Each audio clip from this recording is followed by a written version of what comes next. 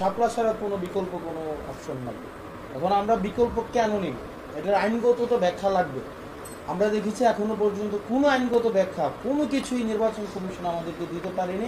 একটা হুইমজিক্যাল একটা ব্যক্তি নিজের ইচ্ছা মতো করে একটা ব্যাখ্যা দেওয়ার করেছে পারসেপশন অনুযায়ী। আমার পারসেপশন একটা এটা, তো এইভাবে চলে না। শাপলা কেবলমাত্র শাপলা, এবং শাপলার জন্য এই মার্কার জন্য আমরা আমাদের জায়গায় দৃঢ় রয়েছি এবং আমাদের রাজনৈতিক কর্মকাণ্ডের মধ্য দিয়ে এই শাপলাকে আমরা অবশ্যই অর্জন করব।